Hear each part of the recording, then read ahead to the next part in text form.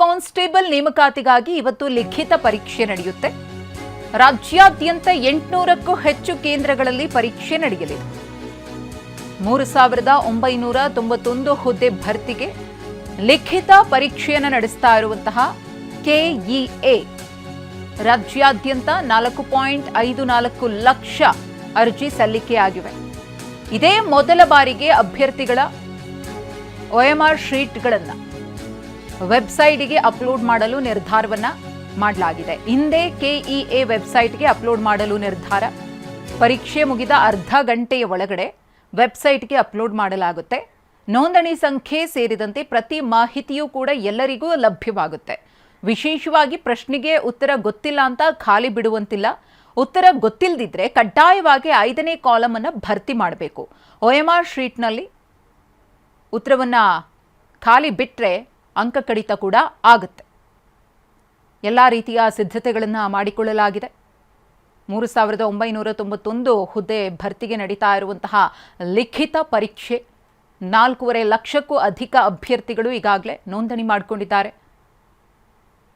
ಪಾರದರ್ಶಕವಾಗಿ ಯಾವುದೇ ರೀತಿಯ ತಪ್ಪುಗಳಾಗದಂತೆ ಪರೀಕ್ಷೆಯನ್ನು ನಡೆಸುವ ನಿಟ್ಟಿನಲ್ಲಿ ಕರ್ನಾಟಕ ಪರೀಕ್ಷಾ ಪ್ರಾಧಿಕಾರ ಎಲ್ಲ ರೀತಿಯ ತಯಾರಿಗಳನ್ನು ಮಾಡಿಕೊಂಡಿದೆ. ಪರೀಕ್ಷೆಗೆ ಬರುವಂತಹ ಅಭ್ಯರ್ಥಿಗಳಿಗೂ ಕೂಡ ಈಗಾಗಲೇ ಒಂದಷ್ಟು ಸೂಚನೆಗಳನ್ನು ಕೊಡಲಾಗಿದೆ. ಯಾವ ರೀತಿಯ ನಿಯಮಗಳು ಇರುತ್ತೆ ಅನ್ನೋದ್ರ ಬಗ್ಗೆ ಪರೀಕ್ಷಾ ಕೇಂದ್ರಕ್ಕೆ DC ಅವರು ಕೂಡ ಭೇಟಿಯನ್ನು ಕೊಟ್ಟು ಪರಿಶೀಲನೆಯನ್ನು ಮಾಡಿದ್ದಾರೆ. ಯಾವ ರೀತಿ ಸಿದ್ಧತೆಗಳಾಗಿದೆ ಅನ್ನೋದರ ಕುರಿತು ಅದಕ್ಕೆ ಸಂಬಂಧಪಟ್ಟಂತಹ ದೃಶ್ಯಗಳು.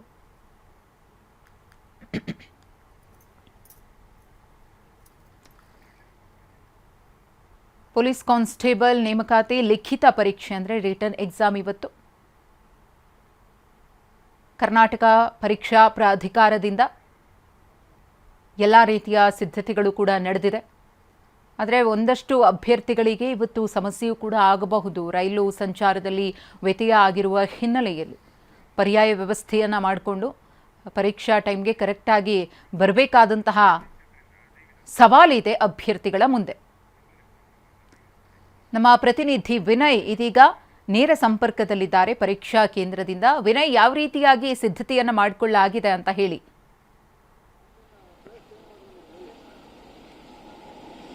ಮಧುಶ್ರೀ, ಇವತ್ತು ಬಹುನಿರೀಕ್ಷಿತ ಪೊಲೀಸ್ ಕಾನ್ಸ್ಟೇಬಲ್ ಸಿವಿಲ್ ಪೊಲೀಸ್ ನೇಮಕಾತಿಗೆ ಸಂಬಂಧಪಟ್ಟ ಹಾಗೆ 3991 ಪೋಸ್ಟ್ಗಳಿಗೆ ಇವತ್ತು ಬೆಂಗಳೂರು ಸೇರಿದಂತೆ ರಾಜ್ಯಾದ್ಯಂತ ಪರೀಕ್ಷೆಯನ್ನು ಕೂಡ ನಡೀತಾ ಇದೆ. ಈ ನೇಮಕಾತಿ ಪರೀಕ್ಷೆಗೆ ಈ ಬಾರಿ ಮೊದಲು ಇವರಿಗೆ ಲಿಖಿತ ಪರೀಕ್ಷೆ ಇರುತ್ತೆ, ನಂತರ ಫಿಸಿಕಲ್ ಟೆಸ್ಟ್ ಇರುತ್ತೆ. ಹೀಗಾಗಿ ನೀವು ನೋಡಬಹುದು, ಸದ್ಯಕ್ಕೆ ನಾನು ತೋರಿಸ್ತಾ ಇದ್ದೀನಿ, ಮಹಿಳಾ ಅಭ್ಯರ್ಥಿಗಳು ಕೂಡ ಈಗಾಗಲೇ ಪರೀಕ್ಷಾ ಕೇಂದ್ರದ ಮುಂದೆ ಇರುವಂತದ್ದು. ಜೊತೆಗೆ ಈಗಾಗಲೇ ಕರ್ನಾಟಕ ಎಕ್ಸಾಮಿನೇಷನ್ ಅಥಾರಿಟಿ ಸಾಕಷ್ಟು ಮುನ್ನೆಚ್ಚರಿಕಾ ಕ್ರಮಗಳನ್ನು ಜೊತೆಗೆ ಒಂದಿಷ್ಟು ಸಲಹೆ ಸೂಚನೆಗಳನ್ನು ಕೂಡ ಕೊಟ್ಟಿರುವಂತದ್ದು. ಈ ನಿಟ್ಟಿನಲ್ಲಿ ಅಭ್ಯರ್ಥಿಗಳು ಪ್ರಮುಖವಾಗಿ ಒಂದಿಷ್ಟು ಸಿದ್ಧತೆಗಳನ್ನು ಮಾಡಿಕೊಂಡು ಪರೀಕ್ಷಾ ಕೇಂದ್ರಕ್ಕೆ ಪರೀಕ್ಷೆಗೂ ಅವಧಿಗೂ ಅಂತಲೂ ಮೊದಲು 1 ಗಂಟೆ ಅಥವಾ 2 ಗಂಟೆ ಮೊದಲು ಬರಬೇಕು. ಕೆಲವು ಪ್ರೋಟೋಕಾಲ್ ಕೂಡ ಇದೆ. ಯಾಕೆಂದ್ರೆ ಕಡ್ಡಾಯವಾಗಿ ಈ ಬಾರಿ ಸಾಕಷ್ಟು ಭದ್ರತೆಗಳನ್ನ ಮತ್ತು ಸಾಕಷ್ಟು ಮುನ್ನೆಚ್ಚರಿಕಾ ಕ್ರಮಗಳನ್ನು ತೆಗೆದುಕೊಳ್ಳಲಾಗಿದೆ. ಯಾಕಂದ್ರೆ ಕಳೆದ ನಾವು ರೀಸೆಂಟ್ ಈಗ 1 ತಿಂಗಳ ಅಂತರದಲ್ಲಿ 2 ಪರೀಕ್ಷೆಗಳಲ್ಲಿ ಆಗಿರುವಂತಹ ಲೋಪದೋಷಗಳು, ಒಂದು ನೀಟ್ ಪ್ರಶ್ನೆ ಪತ್ರಿಕೆ ಸೋರಿಕೆ ಮತ್ತು KPSC ಸಾಕಷ್ಟು ಅವಾಂತರಗಳ ನಡುವೆ ಈ ಬಾರಿ ಯಾವುದೇ ಕಾರಣಕ್ಕೂ ಕೂಡ ಪರೀಕ್ಷೆ ಬರೆಯುವಂತಹ ಅಭ್ಯರ್ಥಿಗಳಿಗೆ ಗೊಂದಲ ಆಗಬಾರದು ಮತ್ತು ಸಮಸ್ಯೆಗಳಾಗಬಾರದು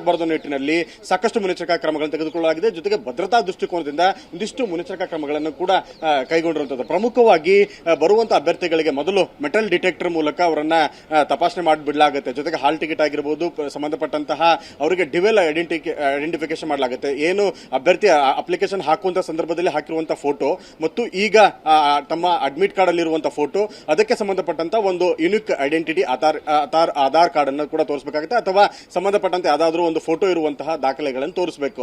ಇದಾದ ಬಳಿಕ ವೆರಿಫಿಕೇಶನ್ ಆದ ಬಳಿಕ ಅವರನ್ನ ಮೆಟಲ್ ಡಿಟೆಕ್ಟರ್ಗೆ ತೆಗೆದುಕೊಳ್ಳಲಾಗುತ್ತೆ. ಜೊತೆಗೆ ಸಂಪೂರ್ಣವಾಗಿ ಅವರಿಗೆ ಒಳ ಪ್ರವೇಶ ಮಾಡಿದ ನಂತರ ಅವರಿಗೆ ಮತ್ತೊಂದು ಬಾರಿ ಎಲೆಕ್ಟ್ರಿಕ್ ಸಾಧನಗಳೇನಾದರೂ ಇದೆನಾ ಎಲ್ಲವನ್ನು ಕೂಡ ಸ್ಕ್ಯಾನಿಂಗ್ ಮಾಡಲಾಗುತ್ತೆ. ನಂತರ ಅವರನ್ನ ಪರೀಕ್ಷಾ ಕೊಠಡಿಗೆ ಬಿಡಲಾಗುತ್ತೆ. ಇನ್ನು ಪರೀಕ್ಷಾ ಕೊಠಡಿ ವಿಚಾರಕ್ಕೆ ಸಂಬಂಧಪಟ್ಟಂತೆ ಬಂದ್ರೆ ಪ್ರತಿ ಪರೀಕ್ಷಾ ಕೊಠಡಿಗೂ ಕೂಡ ಒಂದೊಂದು CCTVಯನ್ನ, ಜೊತೆಗೆ ಈ ಒಂದು ಪರೀಕ್ಷಾ ಕೇಂದ್ರದ ಸುತ್ತಮುತ್ತ ಮತ್ತು ಪರೀಕ್ಷಾ ಕೊಠಡಿ ಒಳಭಾಗದಲ್ಲಿ ಜಾಮರ್ಗಳನ್ನು ಕೂಡ ಹಾಕಿರುವಂತದ್ದು. ಯಾಕಂದ್ರೆ ಈಗಾಗಲೇ ಸಾಕಷ್ಟು ತಂತ್ರಜ್ಞಾನಗಳ ಸಹಾಯದಿಂದ ಸಾಕಷ್ಟು ನಕಲು ಮಾಡುವಂತ ಸಾಧ್ಯತೆಗಳಿರುತ್ತೆ. ಹೀಗಾಗಿ ಪರೀಕ್ಷಾ ಕೊಠಡಿ ಒಳಭಾಗದಲ್ಲೂ ಕೂಡ ಜಾಮರ್ಗಳನ್ನು ಹಾಕಿರುವಂತದ್ದು, ಜೊತೆಗೆ ಅಭ್ಯರ್ಥಿಗಳಿಗೂ ಕೂಡ ಈಗ ಒಂದಿಷ್ಟು ಸೂಚನೆಗಳನ್ನು ಕೂಡ ಕೊಟ್ಟಿದೆ. ಪ್ರಮುಖವಾಗಿ ವಸ್ತ್ರ ಸಂಹಿತೆ ಸೂಚನೆಗಳಾಗಿರ್ಬೋದು ಮತ್ತು ಪರೀಕ್ಷಾ ಕೊಠಡಿ ಒಳಗಡೆ ಏನು ಸಾಧನಗಳನ್ನು ತರಬೇಕು, ಏನು ಸಾಧನಗಳನ್ನು ತೆಗೆದುಕೊಂಡು ಬರಬಾರದು ಅನ್ನೋ ಸೂಚನೆ ಕೊಟ್ಟಿದೆ. ಪ್ರಮುಖವಾಗಿ ನೋಡ್ತಿರುವಂತಹ ಟಿವಿನಲ್ಲಿ ನೋಡ್ತಿರುವಂತಹ ಅಭ್ಯರ್ಥಿಗಳಿಗೆ ಒಂದು ಸೂಚನೆ, ಮೊದಲೆಲ್ಲ ಉತ್ತರ ಬರೆಯುವಂತಹ ಸಂದರ್ಭದಲ್ಲಿ ಕಾಂಪಿಟೇಟಿವ್ ಪರೀಕ್ಷೆಗಳನ್ನ ಈ ಆಬ್ಜೆಕ್ಟಿವ್ ಟೈಪ್ ಅಲ್ಲಿ ಬರೆಯುವಾಗ ಕೇವಲ 4 ಆಪ್ಷನ್ಗಳು ಇರ್ತಾ ಇತ್ತು. ಉತ್ತರ ಯಾವ್ದಾದ್ರು ಹಾಗೆ ಸಂಪರ್ಕದಲ್ಲಿರಿ ವಿನಯ್. ಪರೀಕ್ಷೆಯ ಪಾರದರ್ಶಕತೆಗೆ ಸರ್ಕಾರ ಒತ್ತು ನೀಡಿದೆ. ಎಕ್ಸ್ ಖಾತೆಯಲ್ಲಿ ಗೃಹ ಸಚಿವ ಪ್ರಿಯಾಂಕ್ ಖರ್ಗೆ ಅವರಿಂದ ಪೋಸ್ಟ್. ವಸ್ತ್ರ ಸಂಹಿತೆ ನಿಷೇಧಿತ ವಸ್ತುಗಳ ಬಗ್ಗೆ ಸಚಿವರು ಮಾಹಿತಿ ಕೊಟ್ಟಿದ್ದಾರೆ. ವಸ್ತ್ರ ಸಂಹಿತೆ ಕಡ್ಡಾಯವಾಗಿ ಪಾಲಿಸಬೇಕು, ಅಂದ್ರೆ ಡ್ರೆಸ್ ಕೋಡ್. ಧಾರ್ಮಿಕ ಉಡುಪು ಧರಿಸುವುದಕ್ಕೆ ಅನುಮತಿ ಇದೆ. ಶಿವವಾರ, ಉಡುದಾರ, ಮಾಂಗಲ್ಯ ಸರಕ್ಕೆ ವಿನಾಯಿತಿ ಕೊಡಲಾಗಿದೆ. ಗೊಂದಲಕ್ಕೆ ಒಳಗಾಗದೆ ವಿಶ್ವಾಸದಿಂದ ಪರೀಕ್ಷೆಯನ್ನ ಎದುರಿಸಿ ಅಂತ ಎಕ್ಸ್ ಖಾತೆಯಲ್ಲಿ ಸಚಿವ ಪ್ರಿಯಾಂಕ್ ಖರ್ಗೆ ಅವರು ಅಭ್ಯರ್ಥಿಗಳಿಗೆ ವಿಶ್ ಮಾಡಿದ್ದಾರೆ. ಮತ್ತೊಂದು ಕಡೆಗೆ ಪರೀಕ್ಷಾ ಕೇಂದ್ರಗಳಲ್ಲೂ ಕೂಡ ಎಲ್ಲಾ ರೀತಿಯ ತಯಾರಿಗಳನ್ನ ಮಾಡಿಕೊಳ್ಳಲಾಗ್ತಾ ಇದೆ. ಪರೀಕ್ಷಾ ಕೊಠಡಿಯ ಒಳಗಡೆ ಅಭ್ಯರ್ಥಿಗಳನ್ನ ಕೂಡ ಈಗಾಗಲೇ ಕಳಿಸುವಂತಹ ಪ್ರಕ್ರಿಯೆ ಆರಂಭ ಆಗಿದೆ. ಪ್ರತಿಯೊಂದು ವಿಷಯವನ್ನ ಕೂಡ ಪರಿಶೀಲಿಸಿ ಅಭ್ಯರ್ಥಿಗಳನ್ನು ಒಳಬಿಡಲಾಗ್ತಾ ಇದೆ. ಗಮನಿಸ್ತಾ ಇದ್ದೀರಿ, ಇದು ಗೃಹ ಸಚಿವರಾಗಿರುವಂತಹ ಪ್ರಿಯಾಂಕ್ ಖರ್ಗೆ ಅವರು ಎಕ್ಸ್ ಖಾತೆಯಲ್ಲಿ ಮಾಡಿರುವಂತಹ ಪೋಸ್ಟ್. ಪರೀಕ್ಷೆಯಲ್ಲಿ ಅಕ್ರಮ ಎಸಗುವವರ ವಿರುದ್ಧ ಕಠಿಣ ಕ್ರಮವನ್ನು ತೆಗೆದುಕೊಳ್ಳಲಾಗುತ್ತೆ ಅನ್ನೋ ಎಚ್ಚರಿಕೆಯನ್ನ ಕೂಡ ಪ್ರಿಯಾಂಕ್ ಖರ್ಗೆ ಕೊಟ್ಟಿದ್ದಾರೆ. ಅಕ್ರಮ ಎಸಗು ಅಭ್ಯರ್ಥಿಗಳಿಗೆ ಮುಂದೆ ಅವಕಾಶವೇ ಇರೋದಿಲ್ಲ. ಸರ್ಕಾರಿ ನೇಮಕಾತಿಗಳಲ್ಲಿ ಭಾಗವಹಿಸಲು ಸಂಪೂರ್ಣವಾಗಿ ಅವರ ಮೇಲೆ ನಿಷೇಧವನ್ನ ಹೇರಲಾಗುತ್ತೆ. ಪ್ರಾಮಾಣಿಕವಾಗಿ ಸಿದ್ಧತೆಯನ್ನ ನಡೆಸಿರುವಂತಹ ಅಭ್ಯರ್ಥಿಗಳಿಗೆ ನ್ಯಾಯವನ್ನ ಒದಗಿಸುವುದಕ್ಕೆ ನಾವು ಬದ್ಧರಾಗಿರ್ತೀವಿ. ಪರೀಕ್ಷೆಯನ್ನ ಪಾರದರ್ಶಕವಾಗಿ ನಡೆಸಲು ಅಗತ್ಯ ಕ್ರಮವನ್ನ ಕೈಗೊಳ್ಳಲಾಗಿದೆ ಅಂತ ಹೇಳಿ ಪ್ರಿಯಾಂಕ್ ಖರ್ಗೆ ಅವರು ಪೋಸ್ಟ್ ಮಾಡಿದ್ದಾರೆ.